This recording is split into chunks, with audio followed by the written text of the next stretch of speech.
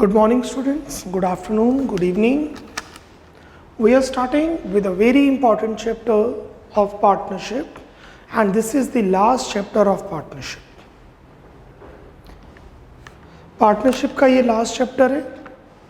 इसमें हम देखेंगे अगर कोई फर्म, पार्टनरशिप फर्म अपना बिजनेस बंद करना चाहती है, अपनी फर्म को डिसॉल्व करना चाहती है, तो किस तरीके से बुक्स क्लोज की जाएंगी. यहाँ पे बुक्स जो क्लोज की जा रही हैं वो परमानेंटली बुक्स क्लोज की जा रही हैं. जैसे कि एवरी 31 मार्च को बुक्स क्लोज होती हैं, वो तो अकाउंटिंग पीरियड की वजह से क्लोज होती हैं.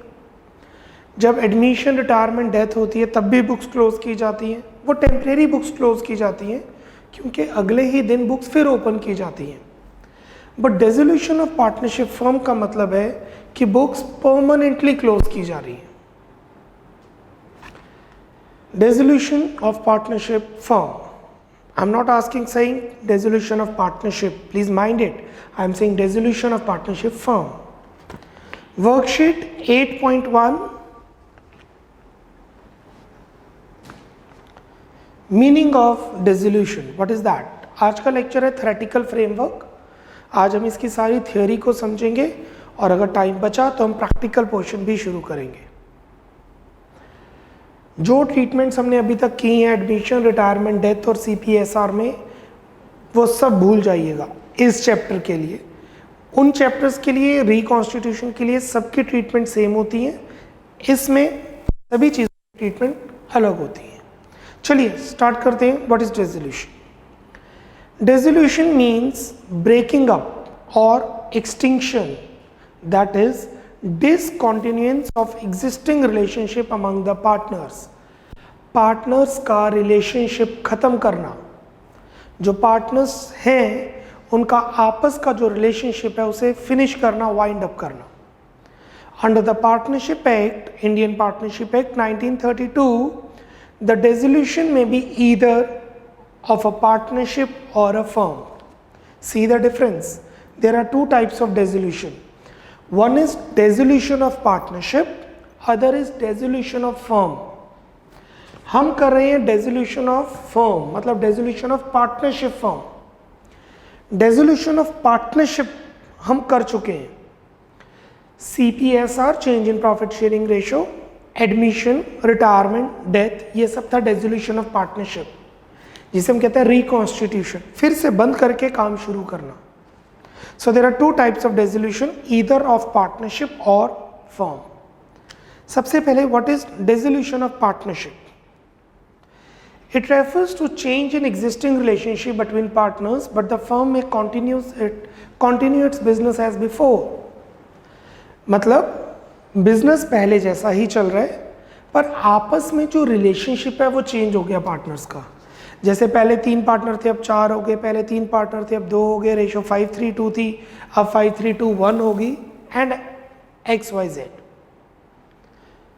The partnership is deemed, please underline deemed, it is assumed, the partnership is assumed to have been dissolved in any of the following cases. Number 1, in case of change in existing profit sharing ratio among partners,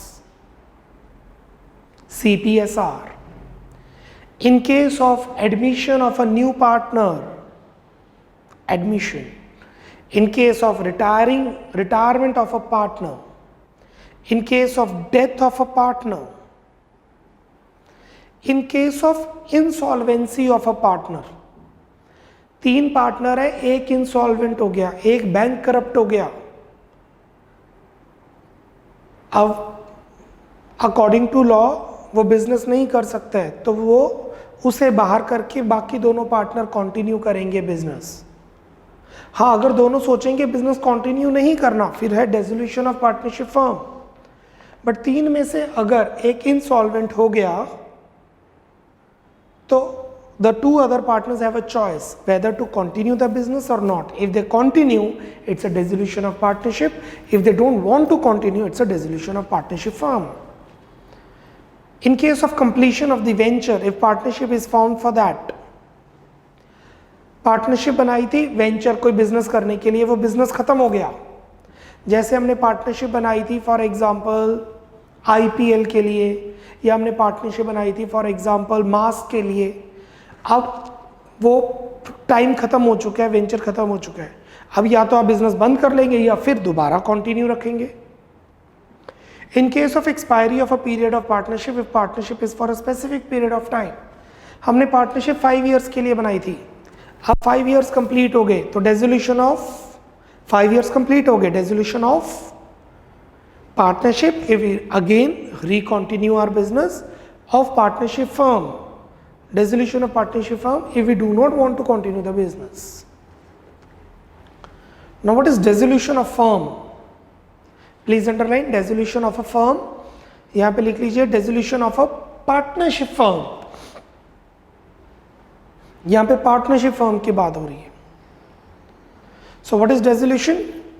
Change in ratio by discontinue or continue the business. Two types: dissolution of partnership, other type dissolution of partnership firm. Dissolution of a partnership firm or firm means the business of the firm is closed. हम अपना business बंद कर रहे हैं, discontinued, and the firm is wound up, finish. According to section 39 of Indian Partnership Act 1932, dissolution of the firm means dissolution of partnership among all the partners in the firm. Please underline, dissolution among all the partners of the firm. जितने partners हैं आपस में उनका relationship change नहीं, खत्म हो चुका है। Now the modes of dissolution of partnership firm, there are two types, one without court, other with court. हम कर रहे हैं जब बिजनेस डिसकंटिन्यू हो जाता है, बिल्कुल बंद हो जाता है। अगर हमारा बिजनेस बंद हो जाता है कोर्ट की वजह से, it is dissolution of partnership firm with the help of a court, otherwise without the help of the court. आपके सामने एक फ्लो चार्ट बना हुआ है, उसी पे फोकस कीजिए। Dissolution without the order of court, section 40, 41, 42, 43। When we say section, that means Hindi में धारा। जैसे क्रिमिनल कोर्ट में सेक्शन 420 का मतलब है फ्रॉड, 420 सेक्शन का मतलब है कि उस पर्सन ने फ्रॉड किया है। उसी तरीके से पार्टनरशिप एक्ट 1932 1932 में पार्टनरशिप एक्ट को फॉलो किया गया बिफोर इंडिपेंडेंस। काफ़ी चेंजेस इसमें होने चाहिए इस टाइम पे, बट अभी नहीं है। उसमें जो डेजोल्यूशन है वो सेक्शन 39 में मेंशन है। Dissolution of partnership firm section 39 में मेंशन है, उसकी डेफिनेशन। फिर उस डेफिनेशन के बाद डिफरेंट सेक्शंस हैं। Section 40, 41, 42, 43 is for dissolution without the order of court, and the dissolution by court is section 44। चलिए पहले 40 to 43 पढ़ते हैं। Section 40, dissolution by agreement. 3 partner काम कर रहे थे,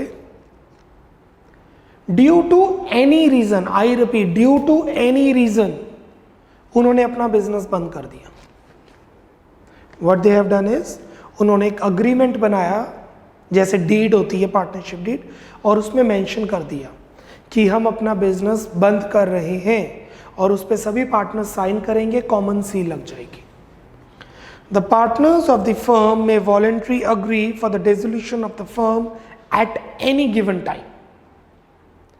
Section 41, compulsory dissolution. Dissolution करनी कंपल्सरी हो गई है, अब वो dissolution करनी ही पड़ेगी। आपका बिजनेस चल रहा है, पार्टनर्स अलाउ, पार्टनर्स बिजनेस करना चाहते हैं बट कंपल्सरी बंद करना पड़ेगा। Section 41, first is on insolvency of partner और पार्टनर्स। जब पार्टनर्स या पार्टनर इंसॉल्वेंट हो जाए, 2 पार्टनर है, एक इंसॉल्वेंट हो जाए, देयर आर 2 पार्टनर्स, एक इंसॉल्वेंट हो जाए तो एक पार्टनर रह गया, पार्टनरशिप तो रही नहीं। 3 पार्टनर, 2 इंसॉल्वेंट हो जाए, पार्टनरशिप खत्म। 3 पार्टनर, तीनों इंसॉल्वेंट हो जाए, पार्टनरशिप खत्म। So it is insolvency of partner when we have 2, 1 got insolvent, partnership finish, because one is sole proprietorship, not partnership. And if there are 3 partners, 2 insolvent or all the 3 insolvent, you have dissolution compulsory हो जाएगी। वो अलग चीज है कि sole proprietorship में convert हो जाए, पर पार्टनरशिप तो खत्म हो जाएगी। On business becoming illegal, unlawful. Illegal और अनलॉफुल में फर्क है। जैसे कि 3 पार्टनर हैं, एक मेडिसिन बेच रहे हैं, 3 पार्टनर हैं, एक मेडिसिन मैन्युफैक्चर कर रहे हैं। अब वो मेडिसिन इंडिया में बनानी इलीगल हो गई है।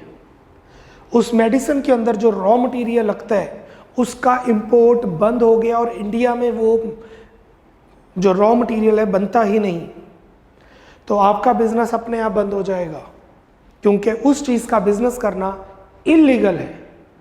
यू नो, अफीम, ओपियम अफगानिस्तान में सबसे ज़्यादा प्रोड्यूस होती है और वो मेडिसिन में डलती है। फॉर एग्ज़ाम्पल, हमारा लाइसेंस कैंसिल हो गया, हम अफीम नहीं मंगा सकते, ओपियम नहीं मंगवा सकते, हमारे पास लाइसेंस ही नहीं है। अगर हम ओपियम नहीं मंगवा सकते तो मेडिसिन में नहीं डलेगा, मेडिसिन बन नहीं सकती, और अगर हम ओपियम मंगाएंगे तो वो इलीगल है, because we do not have the licence. हमें अपनी पार्टनरशिप बंद करनी पड़ेगी। अनलॉफुल, इलीगल और अनलॉफुल में फर्क है। What is unlawful? For example, there are 3 celebrities, not celebrities, for example influencer, TikTok influencer, उन्होंने एक पार्टनरशिप बनाई, एक चैनल बनाया, that is a partnership only, काफ़ी सब्सक्राइबर्स आ गए। इंडिया ने टिकटॉक बैन कर दिया।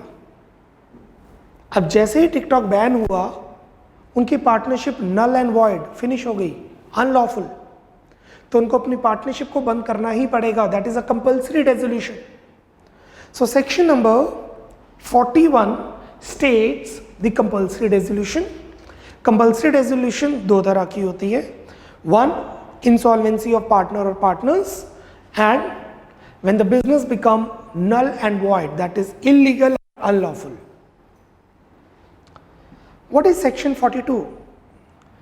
सेक्शन 42 से हमें ये पता लगता है जब कोई कंटीजेंसी, कोई सर्कमस्टांस आ जाता है और बिजनेस बंद हो जाता है। On the happening of certain contingencies under the section 42, a firm may be dissolved in any of the events if the partnership deed so provides. अगर पार्टनरशिप डीड के अंदर मेंशन हो, आई रिपीट, अगर partnership deed के अंदर mention हो कि business बंद होगा इस इवेंट पर, तो वो इवेंट आ गया तो बिजनेस बंद होगा। First, on death of a partner, हमने ये देखा था कि डेथ में बिजनेस कंटिन्यू होता है। जरूरी नहीं है अगर डीड में लिखा हो किसी भी पार्टनर की डेथ होगी तो बिजनेस बंद कर दिया जाएगा, हियर वी गो, ताकि जिसकी डेथ हो रही है उसकी फैमिली में प्रॉब्लम ना हो। ऑन एक्सपायरी ऑफ टर्म, हमने मेंशन किया हुआ है कि 5 साल के बाद बिजनेस बंद होगा, अब 5 साल हो गए, खत्म। ऑन कंप्लीशन ऑफ वर्क, काम खत्म हो चुका है, हमने कोई काम शुरू किया था 3 साल 2 साल 2.5 साल, या बोला था कि वी डू दिस, और वो काम कंप्लीट हो चुका है। जैसे ही वो काम कंप्लीट हो गया, डिसोल्यूशन वुड बी देयर। ये रिकॉन्स्टिट्यूशन भी हो सकता है, क्योंकि डीड में कैसे लिखा है, बिजनेस कंटिन्यू करना है कि डिसकंटिन्यू करना है। कंटिन्यू करना है तो it's a dissolution of partnership, discontinue करना है तो dissolution of partnership firm by adjudication of partnership as insolvent. कोई पार्टनर इंसॉल्वेंट हो गया और कोर्ट ने, नॉट कोर्ट ने, जुडिसिक्शन आई है कि वो इंसॉल्वेंट हो गया, अब उसके एसेट्स को बेच के पेमेंट की जाएगी, डिसोल्यूशन ऑफ पार्टनरशिप फर्म। दोनों में फर्क क्या है? जैसे कि कोई पर्सन अब्रॉड चला जाता है और पेमेंट नहीं करता बैंक लोन की वापस, तो उस केस में जुडिसिक्शन ये दी जाती है कि ये पर्सन इंसॉल्वेंट है, इसके पर्सनल एसेट्स को बेच के लायबिलिटीज पे की जाएंगी और इस पार्टनरशिप फर्म इंसॉल्वेंट हो चुकी है, इसकी वजह से हम पार्टनर्स की पेमेंट करेंगे। Section number 43, so this is 42, 43 dissolution by notice. अगर कोई पार्टनर के पास सुप्रीम पावर हो, पार्टनरशिप डीड में लिखा हुआ है कि ये पार्टनर के एक सुप्रीम पार्टनर है, इस पार्टनर के पास ये पावर है कि ये डिसोल्यूशन कर सकता है, तो वो एक नोटिस दे देगा कि इस टाइम, लाइक नोटिस होगा 4 मंथ, 5 मंथ और 1 ईयर, अब बिजनेस बंद किया जाए। In case of partnership at will, will मतलब partnership at will means partnership को डिसॉल्व नोटिस से किया जा सकता है। Any partner may ask for the dissolution of the firm by serving notice. कोई भी पार्टनर नोटिस देख के पार्टनरशिप बंद कर सकता है। हम यहाँ पे बात कर रहे हैं सभी पार्टनर सुप्रीम पार्टनर है, सभी पार्टनर के पास पावर है बिजनेस बंद करने की। अगर सब किसी एक पार्टनर के पास हो तो डीड में मेंशन किया जा सकता है and the firm will be dissolved. So business कैसे बंद होता है? Dissolution without court, dissolution with court. Dissolution is under section 39, dissolution without court is section 40, 41, 42, 43. 42 is by agreement, 40 is by agreement, 41 is compulsory dissolution, 42 on happening of certain contingency, and 43 is dissolution by notice. Now dissolution by court, जब court, session court, high court और supreme court ये order देता है कि आपका business बंद कर दिया जाए। Section 44,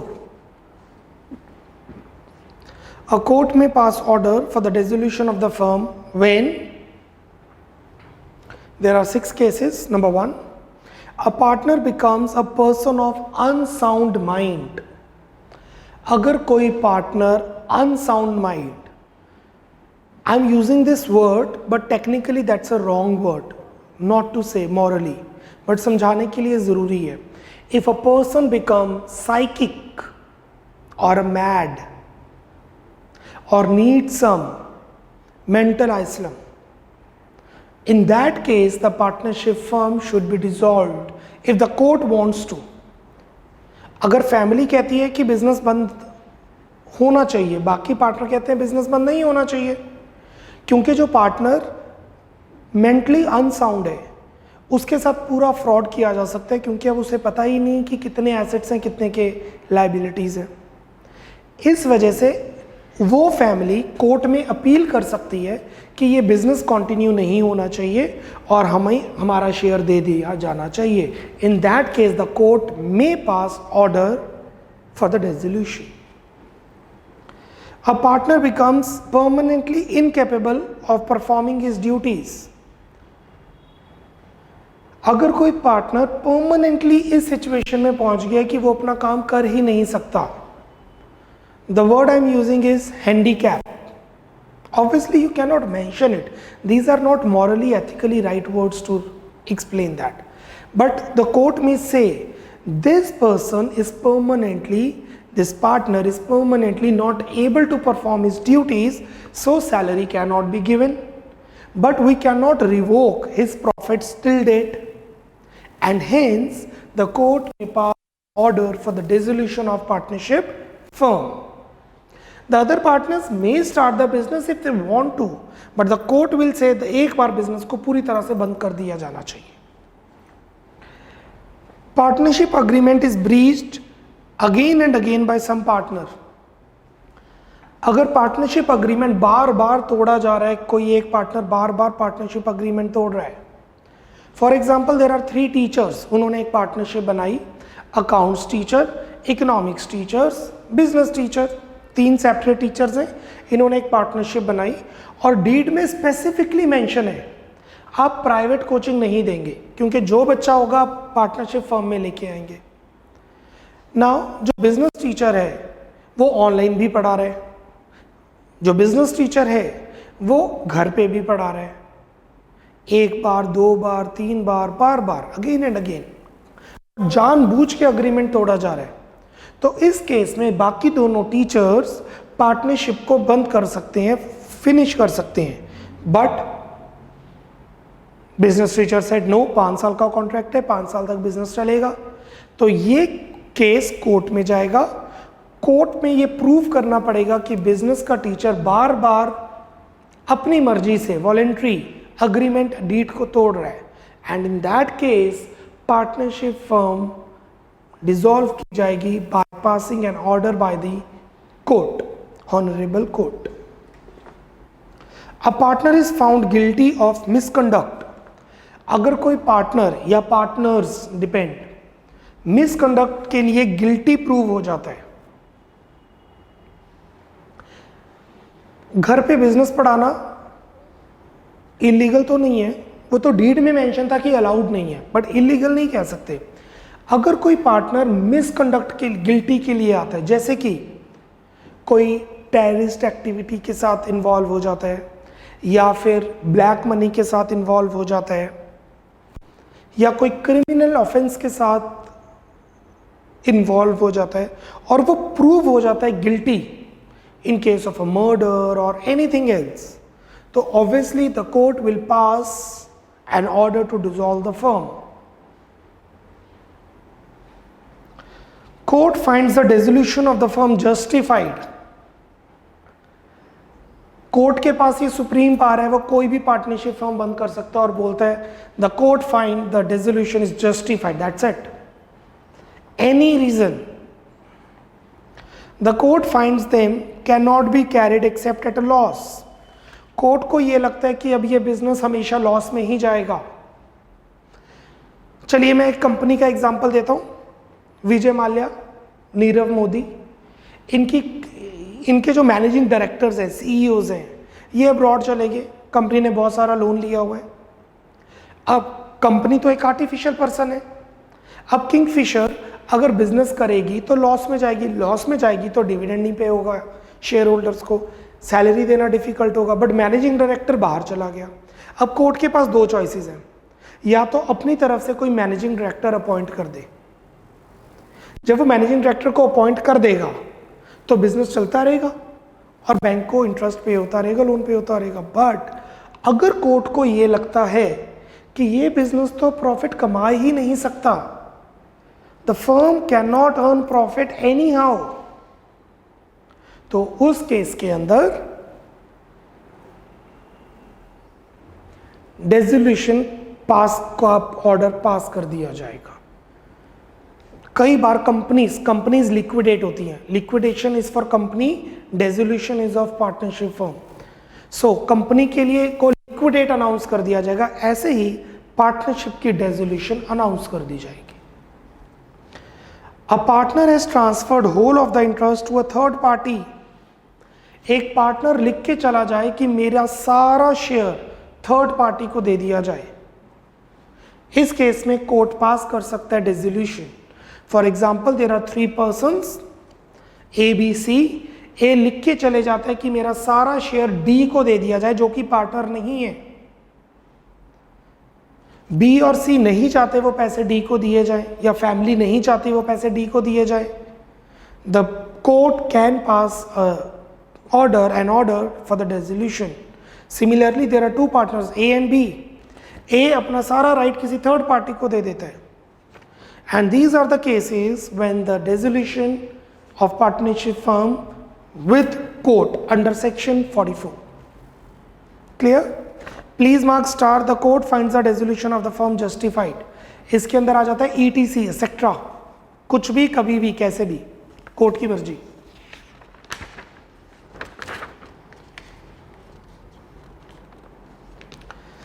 What is the difference between dissolution of partnership and dissolution of a firm? When we say dissolution of firm, we mean to say dissolution of partnership firm. Dissolution of partnership, dissolution of firm meaning, it is only a change in partnership agreement. The firm may continue. Agreement change हो रहा है, ratio change हो रही है. Dissolution of the firm is the discontinuance of all the business activities of the firm. सभी activities को बंद कर दिया जाएगा. In this situation, books of accounts may not be closed. Dissolution of partnership में शायद बुक्स ऑफ अकाउंट्स क्लोज ना भी किए जाए, कई लेजर अकाउंट नहीं क्लोज किए जाते, ओपन ही नहीं किए जाते। जैसे हम गुडविल ओपन करके क्लोज करते हैं, प्रीमियम लेके आ बिजनेस में पैसे रहते हैं। Books of accounts are necessarily closed, books of accounts close करने मैंडेटरी हैं। Dissolution of partnership does not mean dissolution of firm. The firm may not be discontinued. Dissolution of the firm necessarily leads to dissolution of partnership. अगर dissolution of partnership हो रही है does not mean dissolution of firm हो। जैसे अगर death of a partner है, dissolution of partnership है, पर जरूरी नहीं है dissolution of firm हो। But if dissolution of firm is there, business बंद हो ही रहा है, तो obviously dissolution of partnership is there. Dissolution of partnership is voluntary, it emerges out of agreement. Dissolution of partnership का मतलब है कि एक डीड अग्रीमेंट बनाया गया, अपनी मर्जी से बिजनेस बंद करके डिसकंटिन्यू करके कंटिन्यू किया जा रहा है, विल से रिलेशन चेंज हो रहा है पार्टनर्स का। Dissolution of the firm may be both voluntary and compulsory with a court, may or may not, compulsory may or may not. Court's intervention, there is no intervention of court, court की जरूरत नहीं है इसमें कोई भी। The court intervenes if deemed necessary, court को कई बार interfere करना पड़ सकता है अगर लगे उसे जरूरत है तो। I think I'm clear with this. Now what does section 48 says? Settlement of accounts in case of dissolution of firm. अगर बिजनेस बंद किया जा रहा है तो पार्टनरशिप एक्ट 1932 में सेक्शन 48 में क्या मेंशन है कि अकाउंट्स कैसे क्लोज किए जाएं। In settling the accounts of a firm after dissolution, the following rules subject to the agreement between the partners shall be observed. First, treatment of losses. अगर business बंद हो रहा है और उस टाइम लॉसेज हैं, अगर बिजनेस बंद हो रहा है उस टाइम लॉसेज हैं तो 48A section 48 subsection A, losses including deficiencies of capital shall be paid in the following manner. First, out of profits. अगर बिजनेस लॉसेज में है तो उस लॉसेज को बिजनेस के ही प्रॉफिट्स के साथ पहले राइट ऑफ किया जाता है। Like we have loss in P&L and we have general reserve, तो वो आपस में कैंसल आउट किए जाते हैं। नेक्स्ट, आउट ऑफ कैपिटल, उसके बाद लॉसेस को कैपिटल से लिया जाता है। Lastly, if necessary by the partners individually in their profit sharing ratio, और उसके बाद पार्टनर्स बेयर करते हैं अपनी रेशो में। सो अगर देयर इज अ लॉस, वो लॉस को पार्टनर्स के प्रॉफिट्स में से लिया जाएगा, लाइक जनरल रिजर्व, P&L, उसके बाद उसकी कैपिटल से लिया जाएगा, और फिर भी अगर लॉस इतने ज़्यादा है तो पार्टनर्स प्रॉफिट शेयरिंग रेशो में वो लॉस को बेयर करेंगे। Application of asset, section 48B subsection B, जो बिजनेस के एसेट्स हैं उनको कैसे अप्लाई किया जाएगा जब बिजनेस बंद हो रहा है। जैसे एक बिजनेस बंद हो रहा है और मेरे पास 10 करोड़ के एसेट्स हैं, क्यों बिजनेस बंद हो रहा है, whatever the reason is.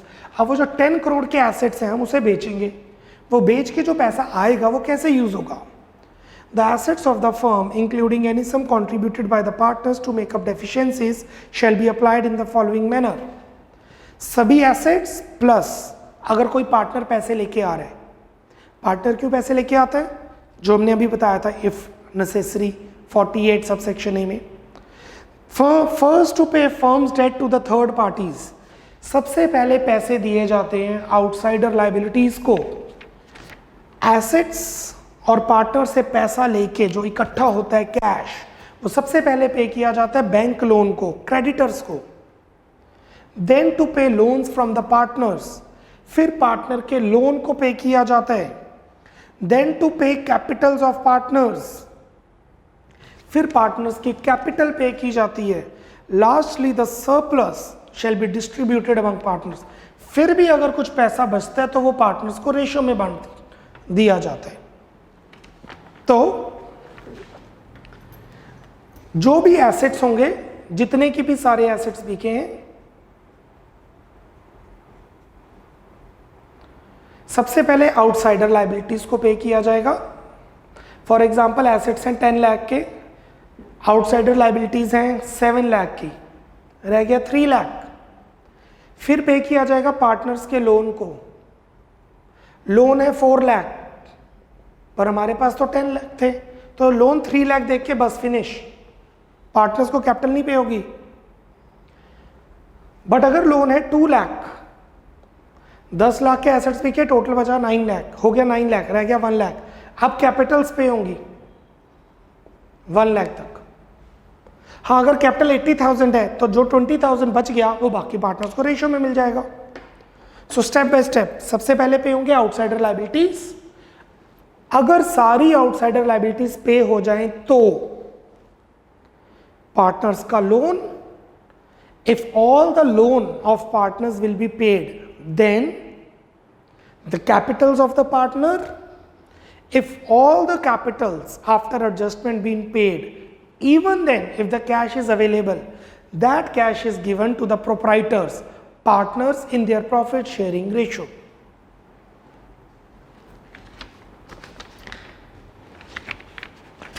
Moving to the last topic, section 49, last topic for today's lecture, section 49, treatment of firm's debt and private debt. आप और मैं पार्टनर हैं, इज्यूम कीजिए आप और मैं पार्टनर्स हैं और हमारा बिजनेस अब बंद हो रहा है, तो कैसे पैसे पे किए जाएंगे? क्या हमारे घर के एसेट्स को बेच के बिजनेस में लाया जा सकता है? अगर तो सोल प्रोप्राइटरशिप है वो तो उसी की मर्जी है, बट अगर पार्टनरशिप है तो क्या मैं अपने घर के एसेट्स बिजनेस को बचाने के लिए लेके आऊंगा या आप घर के एसेट्स बिजनेस को बचाने के लिए लेके आएंगे? Section 49, firm's debt are the debts which the firm owes to its outsiders. Firm debt का मतलब है जो पार्टनरशिप फर्म ने बाहर वाले लोगों को पैसे देने हैं, this much. Private debts are the debts owed by the personal capacity, जो उसके पर्सनल डेट्स हैं, घर के डेट्स हैं। जैसे कि गौरव अरोड़ा ने राम को पैसे देने हैं और आपने श्याम को पैसे देने हैं। हम दोनों ने बिजनेस शुरू किया और हमने लक्ष्मण को पैसे देने हैं। सो लक्ष्मण को जो पैसे देने हैं वो है फर्म्स डेट, हम दोनों ने देने हैं। Ram is private debt of Gaurav, क्योंकि मैंने अपनी कैपेसिटी से पे करने हैं और आपने अपनी पर्सनल कैपेसिटी से पे करने हैं श्याम को। Where both the debts of the firm and private debts of a partner coexist, the following rules are stated in section 49 of the act shall apply. अगर राम, श्याम और लक्ष्मण तीनों को पैसे देने हैं और बिजनेस बंद हो रहा है तो ये रूल अप्लाई होगा। Firm's property is applied first in payment of firm's debt. सबसे पहले बिजनेस के एसेट्स को बेच के बिजनेस की लायबिलिटीज पे की जाएंगी। And if there is any surplus, then share of each partner is applied in the payment of its private debts or paid to him. और अगर एसेट बच जाते हैं फिर वो प्राइवेट डेट्स को पे करने के लिए यूज किया जा सकता है। कहने का मतलब अगर पैसे बच जाते हैं तो वो पार्टनर को मिल जाएंगे, पार्टनर अपने घर पे ले जाएगा पैसे और अपनी पर्सनल लायबिलिटी पे कर देगा। Partner's private property is applied first in payment of his private debt and the surplus in firm's debt. घर के एसेट्स को अगर बेचा जा रहा है, जैसे अगर पर्सन अब्रॉड शिफ्ट कर रहा है या पर्सन ने कन्विक्ट हो गया है, जेल चला गया है, कोर्ट ने कहा कि एसेट्स बेचो, तो घर के एसेट्स को बेच के घर की पेमेंट की जाएगी और अगर पैसे बचे तो बिजनेस में आएंगे। कहने का मतलब है फर्म के पैसे पहले लक्ष्मण को दिए जाएंगे, फिर जो बचा मैं अपने घर लेके राम को दूंगा, आप अपने घर लेके जाके श्याम को देंगे। केस 2, मेरे घर के एसेट्स बिक के पहले राम को पे होंगे, जो पैसे बचे वो बिजनेस में आके लक्ष्मण को पे होंगे, और आपके घर के एसेट्स बेच के पहले श्याम को पे होंगे। अगर पैसे बचे तो बिजनेस में आएंगे और लक्ष्मण को पे होंगे। I hope you are getting the example. Firm's property will be paid to pay firm's debt, then private debts, and private property is to be paid to private debts and then personal debt, firm's debt. This is section 49. And this actually happens when the person is insolvent. अगर person insolvent हो गया या fraud commit किया है, criminal offense किया है, jail चला गया है, तब ये केसेस अप्लाई होते हैं. What is the difference between the firm's debt and the private debt? Firm's debt. These are the debts of the firm owned to the third parties, whereas private debts are the debts owned by the partner personally to any other person. Firm's debt are jointly and severally liable for the firm's debt. Partners jointly liable होते हैं पे करने के लिए. जैसे लक्ष्मण को हम दोनों ने पे करना है, मैं और आप जो देख रहे हैं. The partners are personally liable for their private debts. Ram को आप क्यों पे करोगे, शाम को मैं क्यों पे करूंगा, लक्ष्मण को हम दोनों पे करेंगे. Firm's property is applied first to the payment of firm's debt. Concern partner's share of the surplus of firm's property is applied for the payment of private debt. Surplus of partners' private property over private debt is applied for the payment of firm's debt. Private property is applied first for the payment of private debt. I think I'm clear with that. This is the theoretical framework of the chapter Dissolution of Partnership Firm. Section 39, what is dissolution? Two types. Dissolution of partnership, known as reconstitution of partnership, dissolution of firm, known as dissolution of partnership firm. Dissolution of partnership firm is mentioned under section 39. 39 के अंदर sub section आगे आते हैं. Section 40, 41, 42, 43, 44. Dissolution without court, dissolution with court. फिर हमने jump किया है section 48 पर कि अकाउंट्स कैसे सेटल होंगे. उसके अंदर 48 सबसेक्शन ए लॉसेस कैसे ट्रीट होंगे, सेक्शन 48 सबसेक्शन बी एसेट्स कैसे अप्लाई किए जाएंगे, and then section 49 that is the difference between the firm state and the private debt. This is all about the theoretical framework. From tomorrow onwards, we'll start with the practical portion. Bye bye, take care. God bless.